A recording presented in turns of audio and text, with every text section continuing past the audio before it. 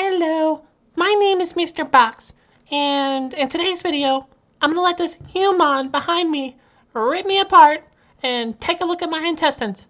He's going to play with it, he's going to tell you all about it, and then he's going to discard the box, which is me, like I'm trash.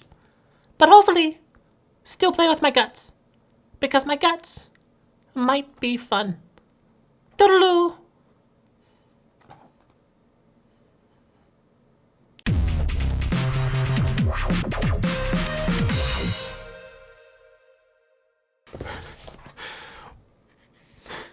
What's up YouTube, Jason here with Bite My Bits, and in today's video I'm going to be covering the third camera that I requested for review for this new little series I'm doing. Basically what I'm doing is I'm taking a look at 3 different cameras from 3 different manufacturers, seeing how easy it is to get set up, run, maybe use with your app, etc., and take a look at what the quality is like. So far in this series I have checked out an Amcrest security camera. You can see that in the little cards above. Then I checked out a Ubiquiti Unify video camera. That's a G3, again, in the cards above. And now I'm going to be checking out a Reolink C1 Pro.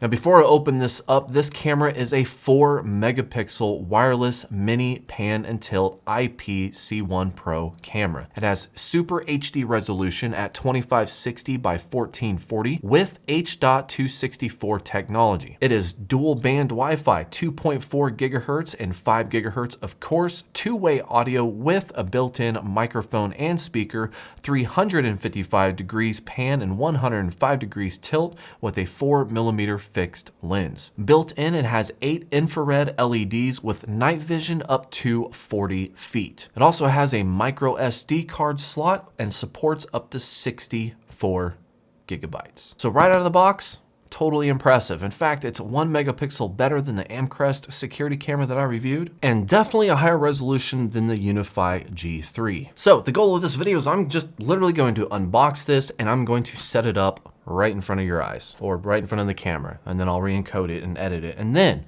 right in front of your eyes.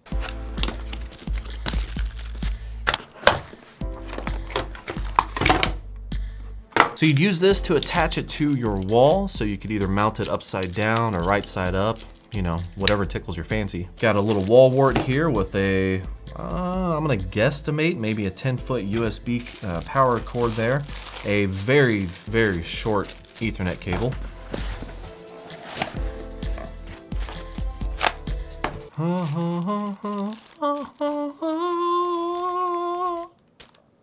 And there you have it. That's pretty much it. Now this one is a little bit different from the Amcrest one because it actually has little bunny ears on the back of it. So that's kind of interesting. I'm hoping maybe that gives it better Wi-Fi signal. You can pan this way and tilt this. Oh, looks like it doesn't actually want me to tilt it without powering it on. So you can mount it right underneath here. On the back, you have your micro SD card, your power input, and then your Ethernet cable. You can even manually reset it here on the side, and they actually give you a little reset thingy-mabob that looks like it comes with cell phones, but that's how you reset it. And it looks like on the sides, you have both of your speakers located, one on each side, so that's cool. Hopefully it could be a lot louder than the Amcrest one. And then your microphone looks like it's right here in front of your camera. Oh look, a quick start guide. Number 1, install Reolink app. Number 2, add the device. And that's it. Looks like it is a free download. It's either a really big app or my internet's running really slow. Add new device. Oh yeah, I should probably plug it in and power it on before I do all that. Just stick it in the back. All right, QR code, bam. Retry that, connecting your device. Connecting your device, let's see if that'll work.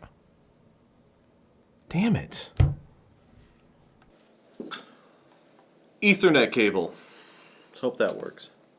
Okay, now that I plugged an Ethernet cable into it, it looks like it automatically picked it up in the app. Now it wants me to create a new password. Right now I can say that this is way more difficult than the Amcrest one. I don't know what I was doing wrong, but for some reason it would not automatically connect. So that is a little frustrating. And just like that, I am now live and viewing. Okay, so we have a PTZ option. I can click on that. See, drag this central button to control the PTC direction. Got it. So you can kind of see right there. You can move it around and see the messy desk that's not supposed to be seen by you guys. And then even take a look at my ugly mug.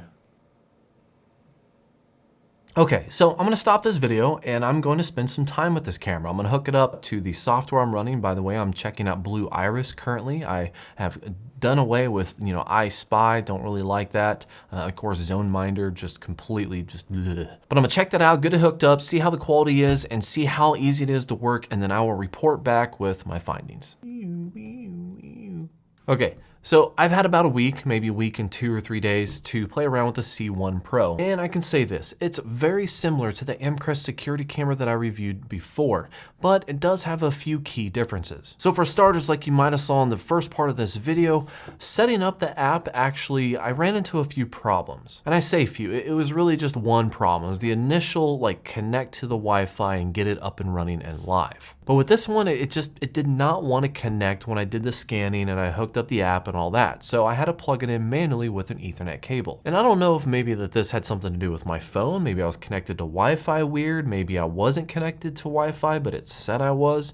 I'm not really sure. Whatever actually happened and kept it from connecting did make me have to hook up an Ethernet cable to manually connect it to my Wi-Fi network. And once I got everything connected and configured and basically got into the app and started experiencing what it had to offer, it was very, very similar to what I reviewed before. The only major difference that I noticed between this one and the Amcrest one was that you had a joystick to actually move the camera around, whereas with the Amcrest one, you just swiped on the screen and you were able to move it by basically just touching the picture of what you're looking at. So on one end, I'm thinking to myself, okay, you kind of have to go through another step once you activate the pan tilt control, and then you basically tap the screen, it brings up the joystick, and then you move it around.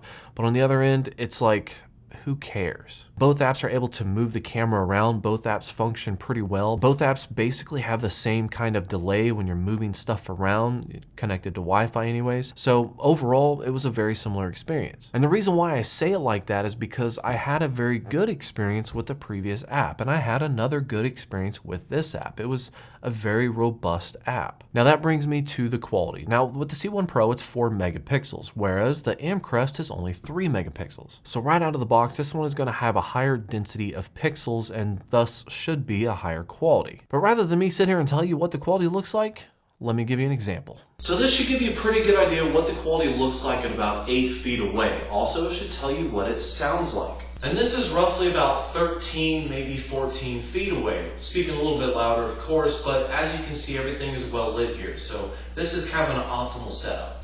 Now this is what it's going to look like in the dark. Now these are using the built-in infrared LEDs around the sensor itself, illuminating the area. And I can back up again and bring you what it looks like at about 13 to 14 feet away. So as you can see, quality is pretty good. It has that night vision, works pretty well. Of course, night vision is going to be a whole different world when it comes to, sharpness and clarity, but at least you can use the night vision in order to catch somebody's face or something. That way you can at least somewhat see in the dark. But I want to touch base just a little bit on the speaker and the microphone on this. And I have to say, I think this microphone is actually a little bit more sensitive than the Amcrest one. Now that may or may not translate into clarity if you listen to something super loud, but I can say that I felt like it was more sensitive and I could hear more with it if I wanted to. And on top of that, probably because it has 2 speakers, it's louder. This is an example of what talking through the camera sounds like. You can hear what's going on, and you can talk back to whoever is making it go on.